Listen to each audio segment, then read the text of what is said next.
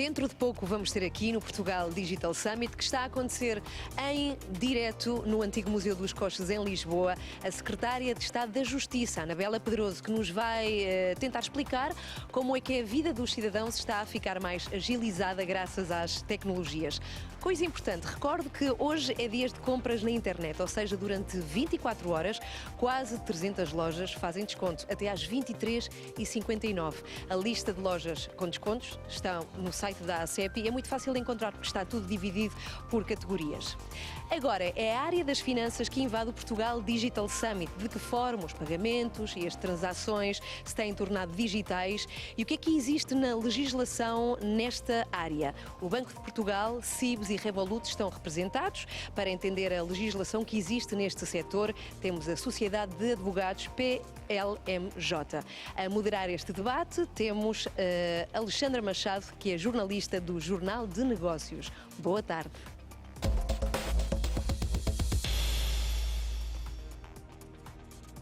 Obrigada, Ana. Boa tarde. O meu agradecimento à ACEP pelo convite ao Jornal de Negócios para moderar este painel, quem sabe, um dos mais interessantes desta semana, que termina hoje, este conjunto de debates terminam hoje e tenho comigo um painel de luxo.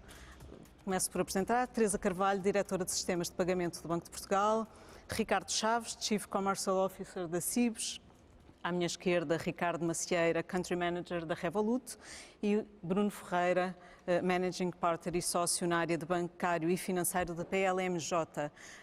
Nós estamos aqui no Picadeiro Real, um sítio muito bonito, que não vi nenhuma mala posta, mas os pagamentos e o transporte de valores, digamos assim, também já foram feitos de coches. Hoje em dia é completamente diferente e nos tempos, enfim, vivemos numa pandemia, tivemos confinados durante uns meses e as coisas mudaram muito. E começava por isso mesmo este debate por aí. Teresa Cavaco, boa tarde. O que é que mudou na pandemia em termos de pagamentos e já voltámos a níveis pré-Covid ou ainda não? Mudaram algumas coisas, de facto, durante a pandemia, desde logo nos primeiros meses, naqueles meses de estado de emergência, o que assistimos foi a uma redução sem precedentes nos pagamentos, fruto do confinamento, precisamente, que referiu. Após esse período, começámos a retomar progressivamente os pagamentos, mas há aqui duas tendências diferentes daquilo que era o comportamento dos consumidores antes da pandemia. E essas duas tendências são precisamente o aumento dos pagamentos contactless e o aumento dos pagamentos online. O aumento dos pagamentos contactless, muito motivado não só pelas ações de comunicação dos bancos, mas também pela conveniência reconhecida dos consumidores e dos comerciantes, acabou por ocorrer de forma mais intensa após o final de março. Porque, não sei se se recordam, mas após o final de março foi quando aumentou o valor limite para fazer pagamentos com contactless, que passou de 20 para 50 euros.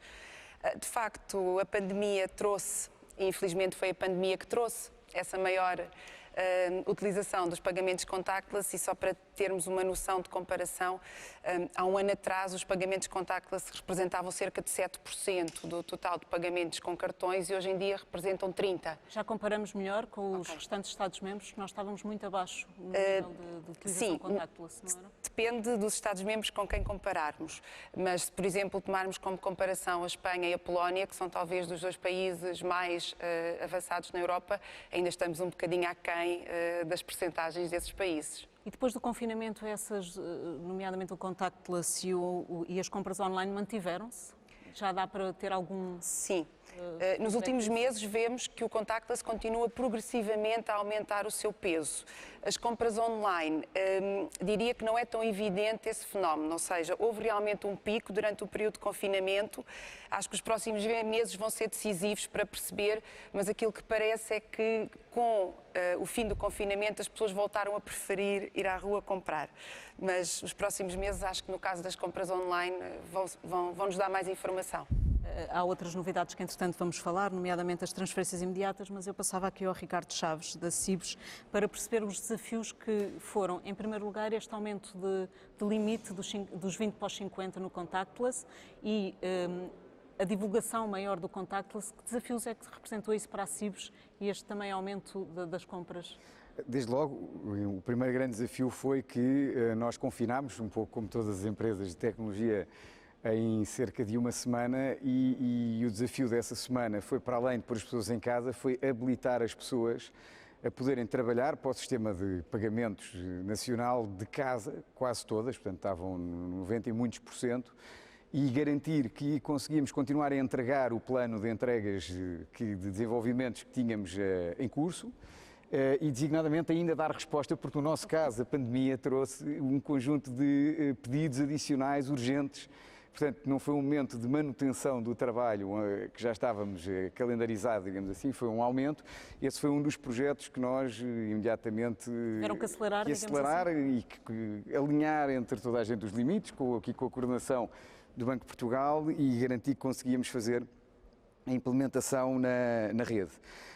Portanto, isso foi um desafio grande de garantir que as equipas continuavam a trabalhar e que o sistema não falhava, porque nestas alturas deve calcular o stress de garantir que o sistema de pagamentos português era totalmente resiliente àquilo que era, de repente, um teletrabalho e uma nova formato de teletrabalho, era a nossa grande preocupação.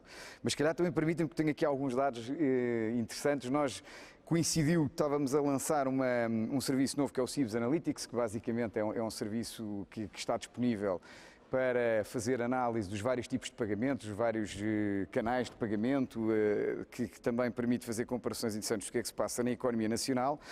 De facto, notámos um decréscimo grande da atividade física naquele momento, como a Teresa estava a dizer, cerca de 50%. Um decréscimo da online de 17%, que entretanto recuperaram a física. Hoje está cerca de 5% acima de janeiro e fevereiro, mas obviamente esta área é uma área que costumava crescer 11%, 12% ao ano, portanto, apesar de parecer bem, continua a estar um pouco aquém daquilo onde deveria estar se as coisas estivessem normalizadas. Por exemplo, compras de estrangeiros em Portugal decresceram 72%. Portanto, estamos a falar nisso, é como as compras de portugueses no estrangeiro, não é? Exatamente. Não há viagens, não há... Portanto, o dado que temos é que, de facto, houve um aumento ainda assim do e-commerce, parece-nos, dos dados que analisamos, porque nós tínhamos 9% de penetração das compras de e-commerce antes da pandemia, tivemos 15% durante a pandemia.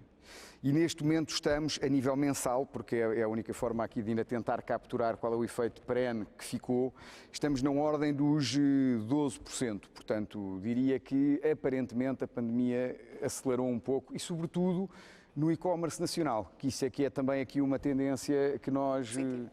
O e-commerce nacional foi talvez o mais beneficiado, portanto, retalhistas que não vendiam tanto online, portugueses, que passaram a vender.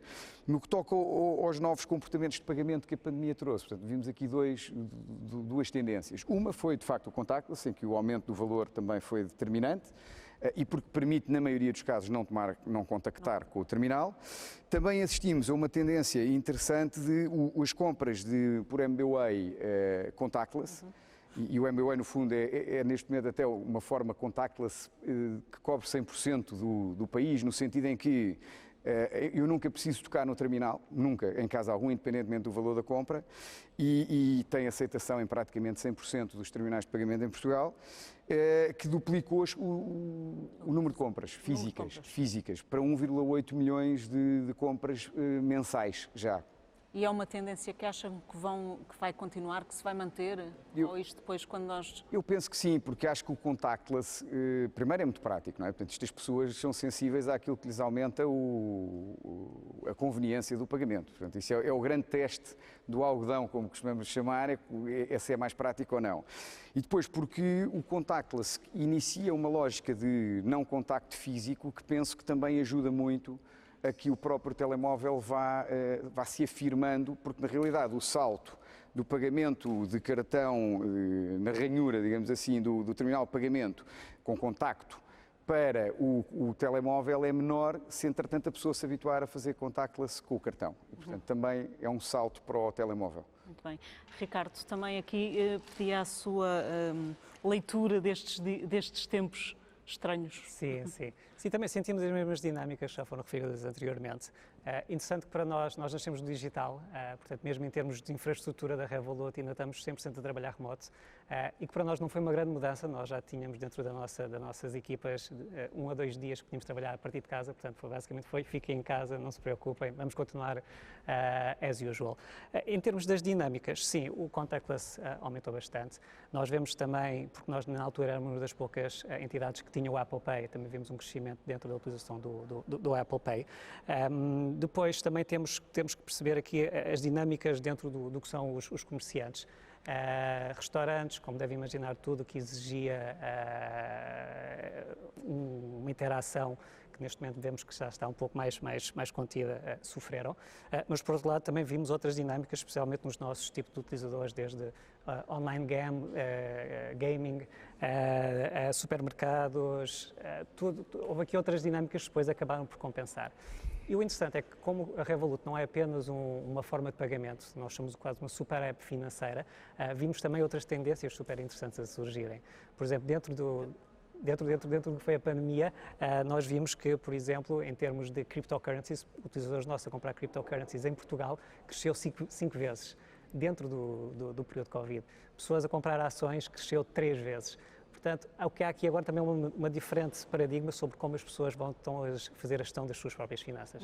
O que isso também significa que são novos desafios regulatórios, nomeadamente, e também depois vou ouvir a Teresa sobre isto. Estes novos tempos, estes meses, trouxeram novos desafios e novas necessidades de adaptação legislativa, sendo certo que está aí a decorrer a PS2, a Diretiva de Pagamentos 2, mas há novas necessidades ou não? Sim, há novas necessidades, mas também houve uma grande... Eu acho que as necessidades resultam normalmente do aumento do volume, não é? Com o aumento do volume havia situações que existiam em menor quantidade que passou a existir mais e, portanto, pode haver ou stresses de continuidade de negócio ou todos esses problemas, ou a adaptação da necessidade para continuar. Alguns negócios já eram 100% digital, continuaram em casa e, portanto, essa transição causa sempre um problema, mas eu acho que depois também trouxe consigo uma vantagem. No outro dia estive a ouvir uma conferência em que o Cass Sunstein falava no sludge, que era, para ele, a definição de sludge é tudo o que causa tempos de espera, o que são procedimentos desnecessários, o que é tempo adicional, e eu acho que aí, com esta nova necessidade e com estes meses, nós eliminamos muito desse sludge, não só na relação com quem nos presta serviços, mas também na relação com os reguladores e com as autoridades. Teve essa vantagem. Agora, aqui a grande dúvida vai ser se conseguimos manter essa melhoria que tivemos durante esses meses e essa maior rapidez que tivemos em procedimentos e tudo isso. E eu acho que o grande desafio vai ser esse, vai ser manter as vantagens, não é? Manter o que evoluímos e o que de bom tivemos nestes meses, sem voltar atrás e, no fundo, regredir na forma como aproximávamos as coisas antes de termos ido todo para casa por volta do dia 13 de março. E, portanto, eu acho que esse é um dos grandes desafios que nós vamos ter agora, não diria só na regulação no papel, mas na forma como as entidades e os agentes lidam com os reguladores ou como dirigem os processos e tudo isso. Aí eu acho que é o desafio dos próximos meses. E garantir que não há um Portugal a duas velocidades, não é, Teresa? Esse também é um bocadinho o papel do regulador. Certo, certo. A nossa preocupação é mesmo essa. O nosso entendimento é que os instrumentos de pagamento existem para servir os consumidores, não é? Portanto, existem para responder a uma necessidade dos consumidores. E a nossa preocupação é essa, é que todos os consumidores possam pagar com o instrumento de pagamento que é mais conveniente para si em cada momento, não é? E daí a nossa preocupação, falámos aqui de cartões, mas existem outros instrumentos sobre os quais nós olhamos e monitorizamos e acompanhamos.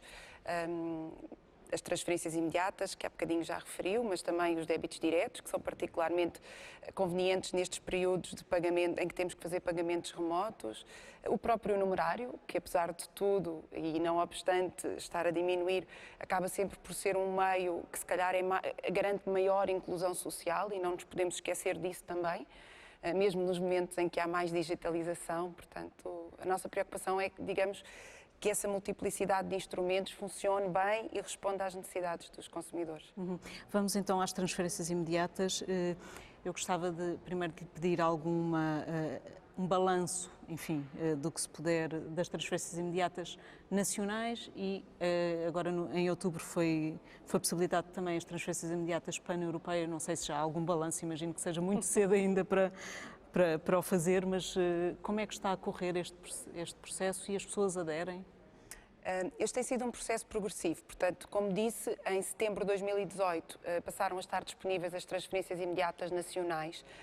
De facto, pode-se dizer que as pessoas aderiram, as transferências foram crescendo, as pessoas foram começando a utilizar. No início de 2019 notámos uma inversão desse crescimento, associado muito provavelmente a uma altura em que as instituições começaram a cobrar pela realização das transferências imediatas, e o que se viu a partir daí foi sobretudo um crescimento das transferências imediatas à custa das empresas, portanto as empresas mais a utilizarem as transferências imediatas do que os particulares. Depois é interessante que também durante a pandemia as transferências imediatas acabaram por ter um crescimento muito significativo em abril. E porquê? Porque lá está, existiu uma lei que determinou que até entre aquele dia e o final de junho as operações de pagamento, exatamente, que fossem realizadas nos canais digitais deveriam estar isentas de comissões. E, portanto, aí vemos novamente uma maior utilização das transferências imediatas por particulares, com o valor médio das operações a baixar. Portanto, do ponto de vista europeu, aquilo que podemos dizer é que, de facto, aderimos em outubro. Essa adesão correu bem, mas ainda é cedo para fazer um balanço. Temos pouco mais de uma semana de funcionamento desse sistema. Eu já vou ao Ricardo da Cibos, mas primeiro queria ouvir o Ricardo da Revolut sobre este sistema aberto ou não das transferências imediatas. Eu acho que o desafio aqui e acho que a Teresa tocou um pouco no ponto, que é a questão dos custos. Não é? Eu tenho que fazer uma transferência imediata, tenho que pagar 2 euros, como cliente da banca de retalho, se calhar não faz muito sentido. Não é? Portanto, aí a adoção também passa um pouco por como é que os incumbentes ou quem está a oferecer o produto taxa esses produtos. Por exemplo, nós na Revolut, em termos de transferência SEPA, para qualquer parte do mundo, seja SEPA, não cobramos. Se for uma transferência internacional, tentamos ser o mais transparentes possíveis no que é os custos, que a pessoa vai ter que incorrer mesmo antes de as fazer, ou seja, a pessoa não vai ter uma surpresa quando o dinheiro chegar, estar completamente truncado em múltiplas taxas e taxinhas. Portanto, acho que a adoção vai passar um pouco por aí, essa comunicação com o cliente final e a transparência sobre o que é que está a ser cobrado e o porquê de estar a ser cobrado. Bruno, a legislação é clara sobre estes pontos? Sim, acho que o problema é um problema de decisão política. Quanto a isto, acho que não é tanto o conteúdo da lei, acho que é esta relação entre os incumbentes e os novos agentes e saber qual é o equilíbrio aqui que se pode atingir, se deve haver intervenção ou não no mercado. Eu acho que não é tanto um problema regulatório, se calhar é um problema de regulação do mercado em si, mas não tanto da concepção da legislação. Ricardo, e os desafios destas transferências imediatas pan-europeias para a Cibos? Foi um daqueles projetos que tiveram que atrasar, antecipar? Foi um dos que conseguimos não atrasar e que era de enorme envergadura.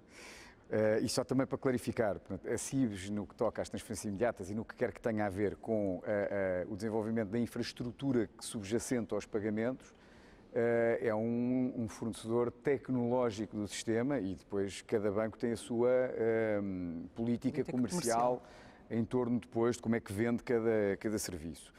Para a Cibos, isto foi uma grande evolução daquilo que é a estrutura de pagamentos nacional, porque passa de ser uma lógica de compensação de final de dia para qualquer pagamento, para qualquer banco, a qualquer hora, vai diretamente fazer a compensação daquela transação imediatamente no outro banco. Portanto, já tinha sido um desafio o desenvolvimento do anterior sistema. Hoje nós temos mais de 95% das contas cobertas pelo sistema de transferências imediatas e no dia 14 de outubro conseguimos lançar, de acordo com o plano, a ligação à Europa, que é feita através do sistema TIPS, um sistema do Banco Central Europeu, onde já estão 73 bancos, mas que já tem ligação com 2.240 bancos em 22 países. Portanto, isto do ponto de vista tecnológico foi um grande desafio, mas digamos que eu considerá-lo-ia, nunca está ultrapassado, nós ainda estamos aqui nesta fase de ramp-up dessa tecnologia, mas diria que o pior já terá passado. Há um desafio muito interessante em torno das transferências imediatas. As transferências imediatas, e o Banco Central Europeu tem dito e tem posto cá fora várias orientações nesse sentido, e há grupos de trabalho a trabalhar nisso, pretendem ser a base de alternativas de pagamentos de retalho. Elas hoje já são para as empresas e poderão ser alternativas a qualquer transferência num canal bancário. Hoje em dia estão muito conotadas com as empresas, por exemplo, o valor médio da transferência imediata é de 1.070 euros. Portanto, é uma transferência que tipicamente é empresarial, mas de facto a infraestrutura em si tem o potencial e tem condições para ser escalado, para ser um futuro paradigma de pagamentos de retalho.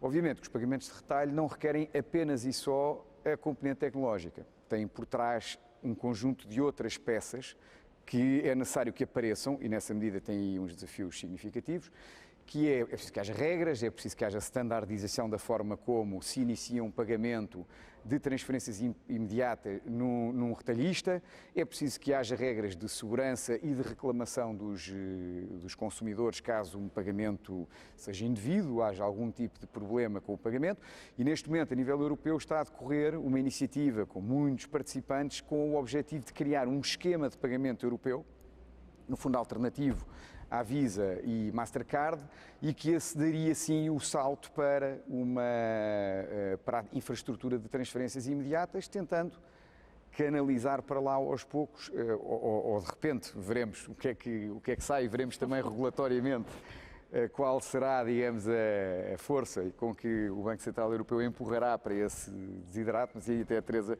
responderá melhor que eu. Nós faremos aqui, andaremos ao ritmo também que nos puserem a andar. Sim, vamos lá ver, o Banco Central Europeu e o Banco de Portugal têm sempre este papel catalisador, não é? Que é fazer acontecer, fazer que o mercado responda, digamos assim, àquilo que são as necessidades. Tudo vai depender um bocadinho da resposta do mercado, da velocidade com que o mercado responde. O Ricardo acabou por explicar a motivação. De facto, entende-se que na Europa é preciso uma alternativa que seja acessível aos cidadãos europeus e que eles possam pagar em toda a Europa da mesma forma. Hoje em dia isso só é possível com os cartões Visa e Mastercard, no ponto de venda, não é? Estou a falar no ponto de venda. E, portanto, a ideia é que haja uma iniciativa europeia que concorra para esse pagamento no ponto de venda. A ideia de estar assente nas transferências imediatas é porque se entende que, existindo um menor número de players na cadeia de valor do pagamento, em princípio esse pagamento será igualmente rápido para o comerciante e o consumidor com menor custo. E, portanto, é nesse sentido que agora estamos a trabalhar em conjunto com o mercado, o Banco de Portugal e o Banco Central Europeu e os restantes bancos do Eurosistema. Ricardo, vamos falar aqui um bocadinho do incumbentes versus novos entrantes, enfim, que é um dos grandes temas neste setor. Que dificuldades é que os novos entrantes, a Revolut é um novo entrante, que dificuldades é que tem um novo entrante, nomeadamente no acesso às infraestruturas e aos dados bancários, por exemplo? Para nós, Portugal é um study case super interessante. Nós, neste momento... Bom ou mau? Bom, porque nós, neste momento, estamos quase a atingir os 600 mil utilizadores de retalho em Portugal. Somos a comparar com Espanha, que tem 5 vezes a população, eles estão com cerca de 700 mil. Portanto, a penetração que nós temos aqui é altíssima. Mesmo não estando no esquema doméstico, ou seja, um utilizador Revolut poderá, ao tentar usar os seus cartões num terminal de pagamento no lojista, ter o azar de ser recusado o pagamento porque o terminal só suporta sistema multibanco. Isto também está a mudar muito, até porque até há pouco tempo oferecer Visa ou Mastercard era só um problema para quem recebia turistas, porque em Portugal a gente tem um cartão multibanco. Agora, com a entrada de Revolut e outros players que não estão no esquema, os retailers começam a perceber, ok, eu também tenho que cater para estas pessoas. Mas mesmo com estas dificuldades, os nossos utilizadores estão a usar e estão cada vez a crescer mais. O que é que isto me diz para mim como uma pessoa que trabalha numa empresa tecnológica? Quer dizer que o próprio ecossistema está a mudar, enquanto que as infraestruturas se calhar também têm que ser um pouco mais ágeis nesta mudança. O público já está a pedir esta mudança, agora há aqui uma necessidade das infraestruturas também mudarem. Nós estamos em conversa com o Ricardo e com a CIPS para tentar perceber como é que podemos trabalhar em conjunto, mas a realidade é que pronto, nós criámos aqui uma estrutura digital e agora a integração é um processo que é algo moroso e que não é muito simples de executar. Mas isso pode dizer que as coisas estão a caminhar bem e que não há de facto barreiras à entrada? Como, por exemplo, a Autoridade da Concorrência ainda a semana passada dizia que havia de facto barreiras à entrada. Sim. Não as vê? Existem algumas barreiras à entrada, sim. Agora aqui é uma questão de se tentar perceber como é que a oferta que os incumbentes estão a oferecer conseguem se adaptar às necessidades das tecnológicas, porque é aí que muitas vezes há clivagens. Nós temos algumas necessidades específicas, somos um pouco mais ágeis, enquanto que há um pouco uma visão quando se é apresentada uma oferta de que, ok, vamos apresentar a oferta que representa um banco tradicional. Nós não somos um banco, portanto temos outras necessidades e é aqui que se calhar também tem que haver um esforço de desenvolvimento de um produto que se adapte mais às necessidades das fintechs. Uhum. E têm bom acesso à CIBS? Sim, temos encontrado muitas vezes, eu e o Ricardo, mas sim, mantemos uma comunicação aberta. Quando eu pergunto o acesso, não é só para conversarem, é para trabalharem em conjunto. Não, tem havido um trabalho em conjunto nos últimos meses para tentarmos chegar aqui a um bom termo em termos de oferta de produto que é o da rede doméstica dentro do que é a Revolut. Uhum. Bruno, vê-se barreiras à entrada a nível também legislativo? Sim, de algumas delas nós ainda estamos a recuperar. E nisso, pronto, as autoridades de supervisão em Portugal já têm vindo a fazer um ótimo trabalho de evolução face ao que já aconteceu, mas só para relembrar que nós tivemos, aprovámos a implementação da segunda diretiva de serviços de pagamento 10 meses depois do fim do prazo e tivemos 2 anos à espera que a regulamentação do crowdfunding também já estava aprovada, mas que passasse a ser aplicada, porque havia uma parte do regime que ainda não tinha entrado em vigor. Ou seja, já temos um atraso estrutural, digamos assim, e depois isso ainda foi um bocadinho prejudicado por algum atraso na implementação destas regras europeias. Acho que agora temos de apanhar isso. Mas isso é uma questão política, não é? É política. Era isso que eu ia dizer. E por isso é que eu fiz a referência também às autoridades de supervisão. Eu acho que da parte do governo, digamos assim, dos governos, não é deste, necessariamente deste também, não tem sido o aumento de qualidade que já encontramos no Banco de Portugal, na CMVM, ou na evolução que têm vindo a ter face a este papel maior de fomento do mercado, não tem propriamente uma correspondência. Eu não ia identificar só o Ministério das Finanças, mas não, talvez até por falta de meios ou uma parte também de falta de cultura, mas não temos assistido a essa evolução. E eu acho que depois também há aqui um tema que está por estudar, de certa forma parecido com o dilema do inovador, mas aqui mais o dilema da autoridade de regulatório e de supervisão, no sentido em que a CMVM, o Banco de Portugal e mesmo o Ministério das Finanças, nesta parte regulatória, estão habituados a um determinado status quo e, portanto, esta mentalidade de fomento do mercado é uma mentalidade que nem sempre pertenceu às autoridades de regulação. Isso quer dizer o quê? Que se privilegia na regulação os incumbentes, com medo, por exemplo, da estabilidade financeira? Eu acho que não é, não existe, digamos assim, uma intenção. Eu acho é que, como há esta necessidade, como há esta falta de know-how e de massa crítica, acaba por as autoridades regulatórias têm uma influência significativa na forma como a regulação é feita. E é claro que, ainda que intencionalmente, há necessariamente uma tendência para desenhar um path dependence, para desenhar o regime como existia até agora, o futuro na forma como ele estava feito até agora, porque é a forma como as pessoas se comportam no dia-a-dia e estão habituadas a trabalhar. E, portanto, existe um esforço, é preciso fazer um esforço bastante grande e uma alteração cultural e imagino que seja de treino também, para fazer esta evolução para o fomento do mercado. Eu acho que não é necessariamente não é intencional, não há uma intenção de privilegiar o incumbente, mas há uma espécie de incumbente da supervisão em que as pessoas estão naquele quadro mental e os quadros de regulação que têm preparados estão feitos em linha com o que existia até agora. Mas isso significa também, Bruno, e já passo a palavra aos restantes, que nós nas transposições de diretivas europeias somos pouco inovadores, seguimos as diretivas tout court, ou temos algumas inovações prejudiciais? Temos esse problema.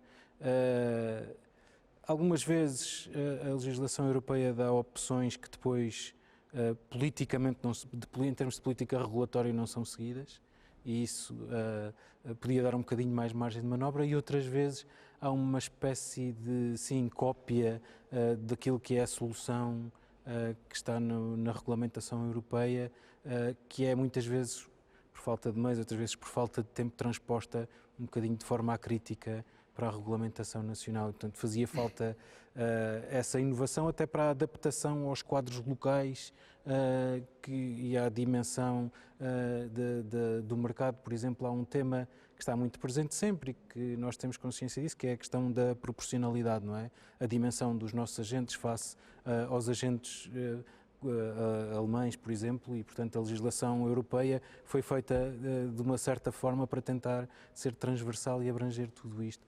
Mas depois há formas de adaptação que podiam ser pensadas até por forma a agilizar depois o funcionamento da regulação em Portugal, quando existe esta necessidade de adaptar à dimensão do mercado. Teresa tem que responder a isto. Bem, eu destacava dois aspectos, pelo menos dois aspectos daquilo que o Bruno acabou de referir. O primeiro é que, de facto, a Diretiva de Serviços de Pagamento é aqui uma peça-chave num determinado momento que altera de forma radical, digamos assim, o paradigma do funcionamento do mercado de pagamentos. E como qualquer alteração radical, ela não se sente de um dia para o outro, não é? Portanto, é preciso notar que as coisas vão demorar o seu tempo até sentirmos todos os benefícios da Diretiva de Serviços de Pagamento, não é? E essa diretiva pretende criar um mercado mais aberto, mais concorrencial, mais inovador, mais seguro, mas muitas dos requisitos e muitas das definições que aparecem na diretiva nem sequer ainda estão concretizadas. Portanto, a implementação da diretiva vai, de facto, demorar o seu tempo.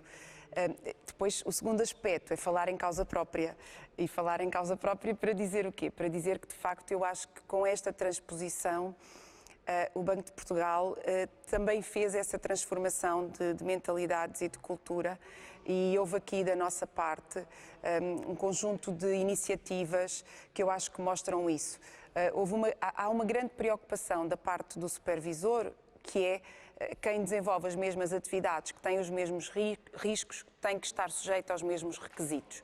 E, portanto, essa é, digamos assim, a nossa chancela, digamos, na nossa atividade do dia-a-dia. Mas isso não obsta a que nós, de facto, no que diz respeito à promoção do mercado ou à interação com os novos players, nós não tenhamos feito aqui um esforço, não quero exagerar nos elogios, porque, como disse, estou em causa própria, mas acho que houve uma grande abertura do banco. E isso é visível nas iniciativas, no Portugal FinLab, nas nossas fintech meetings com as fintechs, nas nossas reuniões com os players do mercado, também reúno muitas vezes com aquele Ricardo, portanto, acho que isso é visível. Ricardo, já volto assim, mas só para uma questão muito rápida aqui para este lado, que é necessário uma sandbox regulatória? Bruno? Já existe, o FinLab tenta fazer isso um bocadinho, é mais um canal aberto de comunicação do que uma sandbox. A experiência da FCA, por exemplo, indica que faria todo sentido, mas passa. Sim, eu queria acrescentar que a sandbox regulatória que surgiu no Reino Unido foi o que permitiu o Reino Unido neste momento ser, e Londres precisamente, ser o centro global das fintechs. Portanto, à sua pergunta, eu acho que sim, é extremamente urgente para que o próprio ecossistema consiga florescer. E, ao mesmo tempo, não é só a sandbox, mas também todo o ecossistema global em Portugal consiga ser mais flexível. Porque uma fintech para vingar, uma fintech portuguesa para vingar de modo global, primeiro tem que vingar em Portugal. para vingar em Portugal tem que saltar por alguns hurdles para conseguir mostrar valor, para que depois um investidor possa investir neles, para depois expandir para outros mercados. Portanto, tem que haver aqui uma adaptação de várias vertentes, não apenas a sandbox, mas a sandbox será muito importante. Portanto, Teresa, só muito rapidamente, a FinLab pode evoluir para uma sandbox regulatória, não? Pode, não digo que não. Teríamos que fazer alguns ajustes do ponto de vista legislativo, não é? Porque não temos enquadramento para isso, mas o FinLab nasceu num momento em que, lá está, nas nossas interações com o mercado, aquilo que nós sentimos falta foi que o mercado tinha falta de um canal para falar connosco. Não chegava até ao regulador, não conseguia ver as suas dúvidas esclarecidas. E o Portugal FinLab foi criado, e já agora também fazendo jus, não é só uma iniciativa do banco, é também da CMVM e da Autoridade de Seguros. Portanto, o FinLab foi criado para responder a essa necessidade. É óbvio que a outras necessidades do mercado poderemos responder de outras formas, mas isso implica certamente outras alterações também. Ricardo, a Cibos foi em tempos uma fintech, não é? Não diga isso, que eu... Há muitos Somos uma fintech de meia idade. Que é diferente. Não, é isso, evoluiu para o incumbente, digamos assim. Mas eu também gostava de responder, de comentar aqui alguns dos tópicos anteriores. É isso que também, mas introduzia já agora outro, porque também gostava de ouvir nisto, que é como é que vocês lidam com os novos entrantes e se trabalham em conjunto ou se veem como concorrentes. E a outra pergunta é se estas legislações, se a nova legislação já tem em conta que players como a Google, Amazon, etc., estão a entrar por este mundo. Certíssimo. Então vou começar pelos outros tópicos e depois volto aqui a este tema dos novos entrantes e daqui das Big Techs. Portanto, aqui só para ajudar aqui às vezes numa certa clarificação conceptual, que também é importante para entendermos bem a realidade portuguesa. Portanto, quando se usa o termo multibanco, desde logo há aqui algo que é completamente independente, que é o esquema multibanco. O esquema multibanco pertence a uma empresa independente, tem governance independente, de acordo com a regulação europeia, e é um concorrente da Mastercard, da Visa, da UnionPay, da Amex, portanto, de todos os esquemas de pagamento que existem no mercado. E sobre esse tema, a única coisa que eu comentaria é que, ainda agora, dia 12 de outubro, entrou uma reclamação do Eurocommerce, que é no fundo a Associação dos Retalhistas Europeus, onde alegam que a regulamentação de redução das IEFs, se teve algum efeito, até foi fragilizar a concorrência de esquemas e fortalecer a Visa e Mastercard, dizendo eles que onde isso aconteceu, começou a haver aumentos de FIIs, não os diretos das interchange fees, na ordem dos 150%. Isto é o que está escrito na queixa, eu não tive acesso aos dados em concreto, mas é o que está no abstract, no resumo da dita queixa. Mas não me surpreende porque a existência de esquemas domésticos que existe em Portugal, existe no norte da Europa, existe bastante, existe em França, é uma concorrência saudável que leva a uma redução de preços no mercado. E, portanto, nesse aspecto, que o multibanco faz o seu papel, eu estou até convencido que é algo que se diz comumente no mercado, que a maior cobertura do esquema multibanco na aceitação muitas vezes tem a ver com o facto de ser mais barato. Quer dizer, não é algo que esteja diretamente ligado à nossa atividade comercial, porque isso pertence aos bancos, mas não queria deixar de dizer, portanto, no esquema multibanco, o esquema é totalmente aberto, quem quiser pode processá-lo, nós processamos, mas quem quiser processá-lo, ele está aberto para isso. E tem um papel importante na concorrência entre esquemas, que é uma das dimensões. Depois temos a rede multibanco, que é a componente da infraestrutura. E aí, eu diria, nós somos totalmente abertos no sentido de que quantos mais participantes, melhor.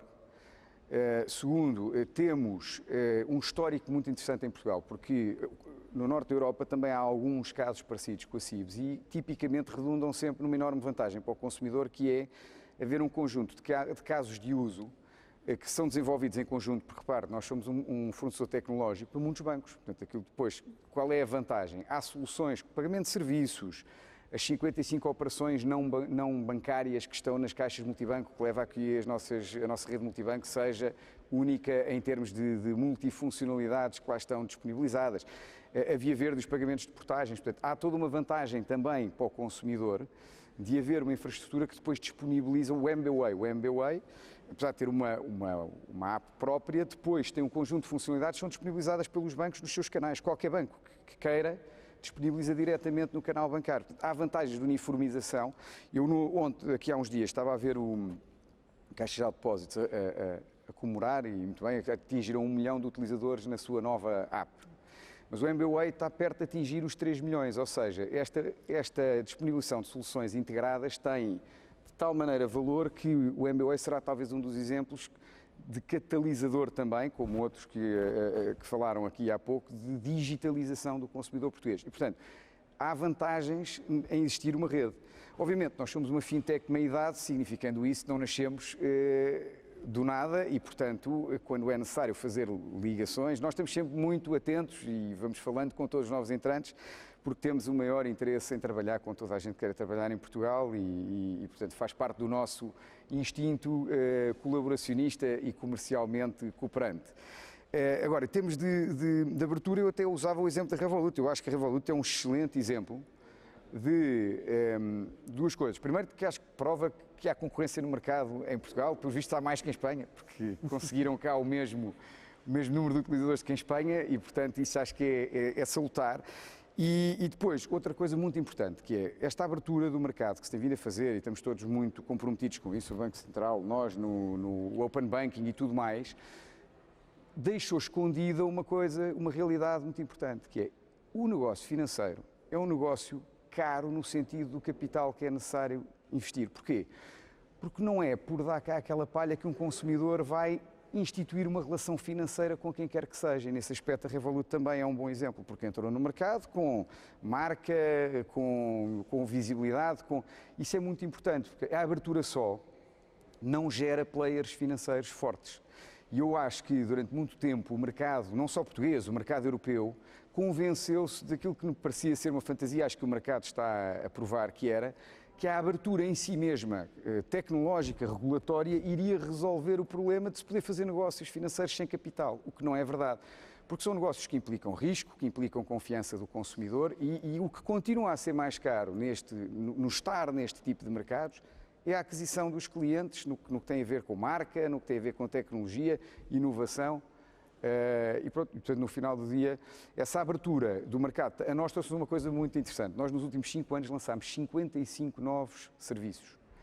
E, obviamente, que isso também tem muito a ver com o facto de haver novos players no mercado que nos levam a ter que, numas coisas que inventámos, noutras, vimos ao lado, isto é muito bom, funciona bem, vamos disponibilizar também o mais rápido possível. Portanto, isto trouxe enorme pressão. Eu não sei, desses 55 novos serviços, quantos é que estão disponíveis em agentes que não são a banca tradicional?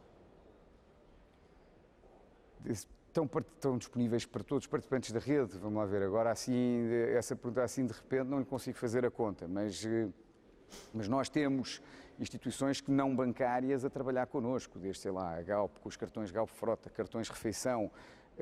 Há um conjunto grande de use cases que estão, e portanto parte destas inovações estão disponíveis, por exemplo, há cartões de refeição neste momento disponibilizados no MBWay.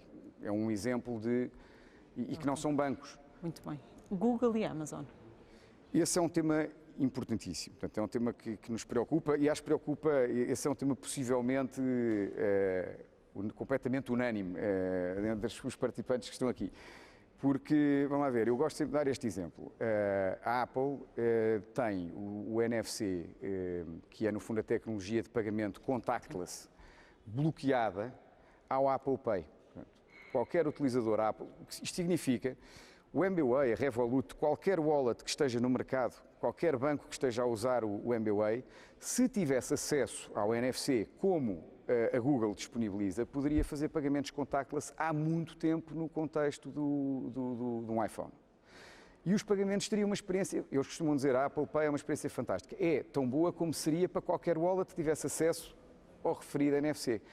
E, no entanto, não o dão e não o deram até começarem a ser obrigados com toda a força de instituições públicas, como aconteceu na Alemanha, e eu estou bastante confiante que há de acontecer na Europa. As Big Techs, sim, fazem aqui um desbalanceamento total do mercado, porque, vamos lá ver, uma Big Tech tem um alcance não é comparável a nenhum dos players que está aqui neste momento à volta da mesa no mercado, e é completamente transnacional, e se há uma preferência e uma possibilidade deles de darem preferência ao seu canal, a prazo, isso vai ser um desbalanceamento da concorrência normal do mercado, que eu diria, a longo prazo seria quase insuperável. Nós temos nos combatido, desenvolvemos o QR Code dinâmico, que foi uma solução pouco vista a nível europeu, é a que temos para combater e que funciona bem, até preferem ao NFC os consumidores, mas não deixa de ser totalmente injusto o tratamento que recebemos. Ricardo, como é que se combate estas Big Tech?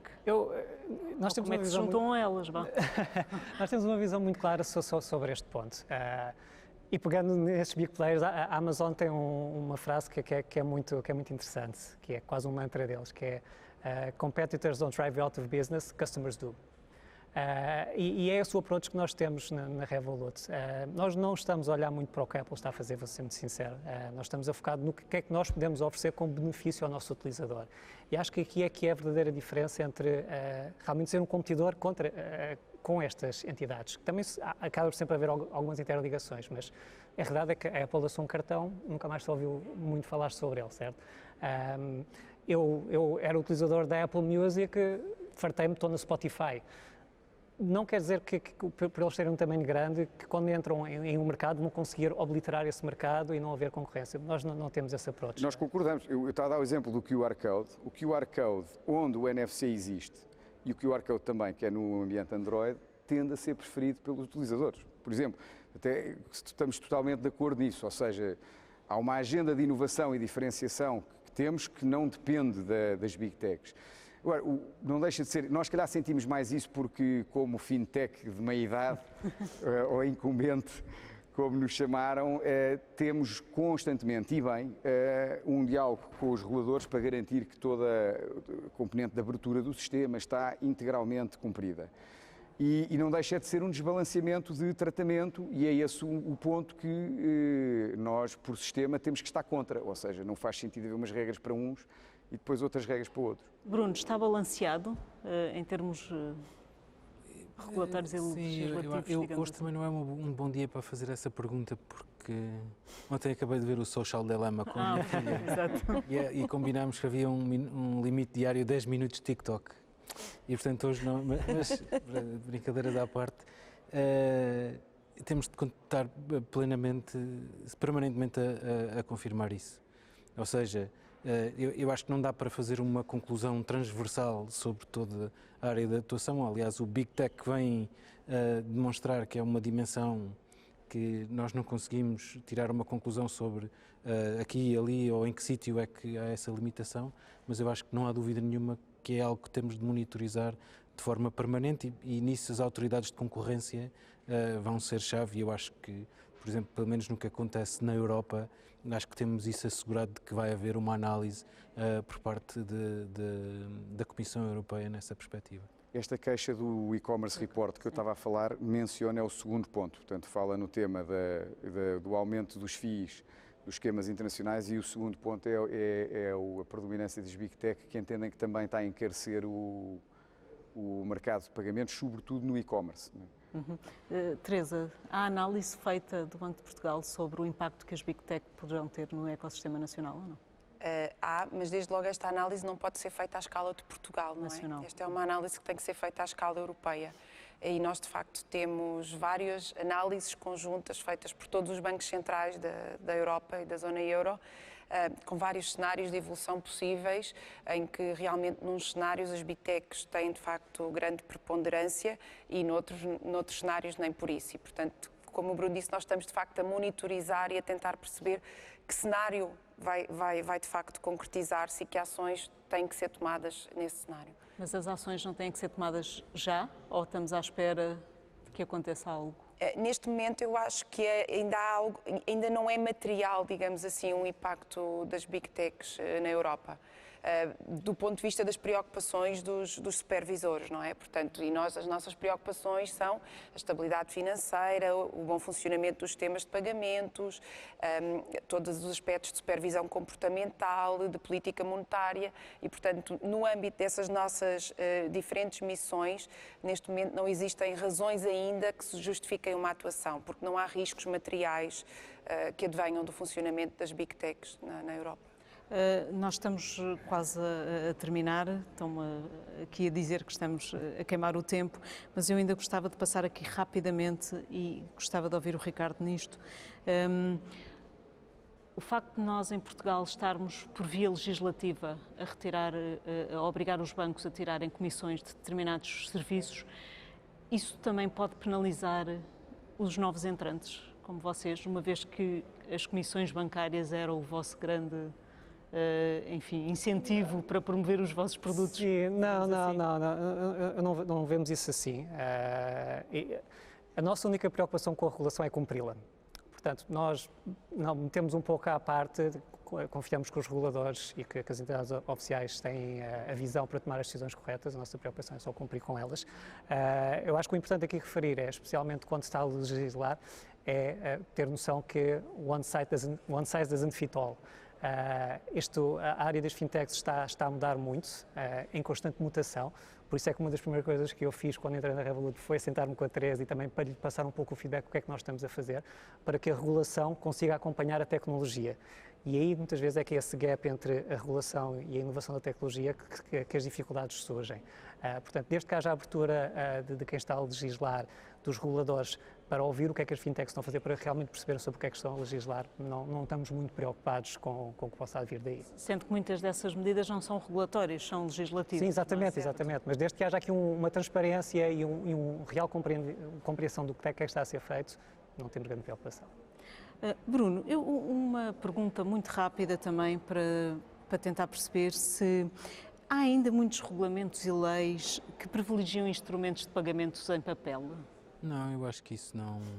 Aliás, é o contrário. Cheque. Sim, cheque. Há algumas necessidades do cheque e sim, mas depois também eu acho que já é... Não sei em termos de volume quão importante é que isso ainda é e quanto é que isso representa. Ainda existem cerca de 100 mil cheques por dia em Portugal. Assim. Por questões obrigatórias, ou seja... Não são todos por questões obrigatórias. O regime do cheque, de facto, faz com que a utilização do cheque tenha algumas características que alguma tipologia de consumidores, designadamente pequenas e médias empresas, optam por utilizar o cheque. Ele tem vindo a reduzir-se quase 15% ao ano nos últimos anos, mas ainda existem cerca de 100 mil cheques por dia.